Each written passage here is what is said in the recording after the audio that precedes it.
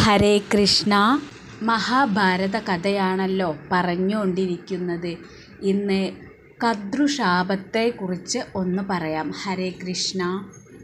ഗരുഡൻ തൻ്റെ അമ്മയുടെ അടുത്തെത്തിയ ഉടനെ തന്നെ കദ്രു പറയുകയാണ് വിനീതയുടെ അടുത്ത്, നാഗാലയം കടലിനടിയിലാണല്ലോ, അത് കാണുവാൻ എത്രയോ സുന്ദരമാണ്. എന്നാൽ നീയും നിന്റെ മകനും ഞങ്ങളെ അങ്ങോട്ടേക്ക് കൊണ്ടുപോകുക. ഇത് കേട്ട് ഗരുഡമാതാവായിട്ടുള്ള വിനീത നാഗമാതാവായ കദ്രുവിനെ എടുത്തു. ഗരുഡൻ നാഗങ്ങളെ മുഴുവനായും എടുത്തു. അങ്ങനെ പോകവെ ഗരുഡൻ പറന്നുയർന്ന് സൂര്യനെ തട്ടാറായപ്പോഴേക്കും നാഗങ്ങൾ വീര്യം കെട്ട് വാടിത്തളർന്ന് താഴെ വീഴാൻ തുടങ്ങി. ഇതുകണ്ട് കദ്രുവിന് വളരെ സങ്കടമായി. കദ്രു ഇന്ദ്രനെ വാഴ്ത്തി സ്തുതിച്ചു. നമസ്കാരം സുരേന്ദ്ര, നീ മേഘമാണ്, നീ വായുവാണ്, നീ അഗ്നിയാണ്, നീ ആകാശത്തിലെ മിന്നലാണ്. സർവഭൂത ജ്യോതിസും ആത്മാവും ആയത് നീയാണ്. നീ ആദിത്യനാണ്, നീ രാജനാണ്, നീ വിഷ്ണുവാണ്, നീ സഹസ്രാക്ഷനാണ്. സർവരും സ്തുതിക്കേണ്ടവരാണ് നീ. വേദവും വേദാംഗവും നീ തന്നെയാണ്. ഇങ്ങനെ പറഞ്ഞ് സ്തുതിച്ചപ്പോൾ ദേവേന്ദ്രൻ മഴ പെയ്യിക്കാൻ തുടങ്ങി. തിരതുള്ളുന്ന സമുദ്രം പോലെ ആകാശം പ്രശോഭിച്ചു. മിന്നൽ വീശി ഇളകും വിധം ഇടിവെട്ടി. തടിച്ച മേഘങ്ങൾ മഴക്കാറ്റടിച്ചു വിതറും വിധം വർഷങ്ങൾ ചൊരിഞ്ഞു.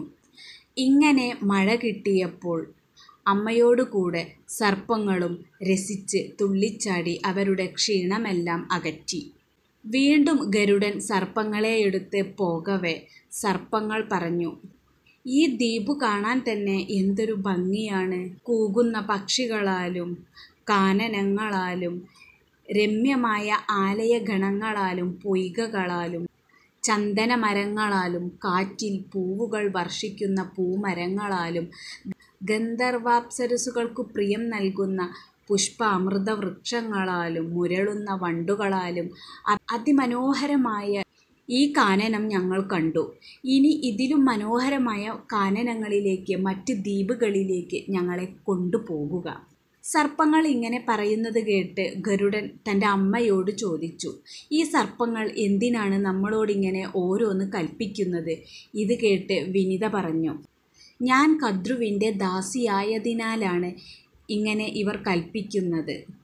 പന്തയത്തിൽ ഈ സർപ്പജന്തുക്കൾ എന്നെ ചതിച്ചത് മൂലം ഞാൻ പരാജിതയായി. അങ്ങനെയാണ് എനിക്കിവരുടെ ദാസിയാകേണ്ടി വന്ന കഥയെല്ലാം വിനീത ഗരുഡനോട് പറഞ്ഞു ധരിപ്പിച്ചു. അതുകൊണ്ട് തന്നെ ഗരുഡൻ സർപ്പങ്ങളോടായി ചോദിച്ചു, ഞാൻ എന്ത് കൊണ്ടുവന്ന് തന്നാലാണ് നിങ്ങൾ ഈ ദാസ്യത്തിൽ നിന്നും ഞങ്ങളെ ഒഴിവാക്കുക? അതിനുത്തരമായി സർപ്പങ്ങൾ ചിന്തിച്ച് തന്നെ ഉത്തരം പറഞ്ഞു, ഗരുഡ, നീ നിന്റെ ഓജസ്സും തേജസ്സും കൊണ്ട് ഞങ്ങൾക്ക് അമൃതം കൊണ്ടുവന്നു തരിക. എന്നാൽ നിന്നെയും നിന്റെ മാതാവിനെയും ഞങ്ങൾ ഈ ദാസ്യത്തിൽ നിന്നും ഒഴിവാക്കി തരാം. ഗരുഡൻ അമൃതിനായി പോകുന്നതാണ് അടുത്ത ഭാഗം. അത് അടുത്ത പ്രാവശ്യം പറയാം. ഹരേ കൃഷ്ണ.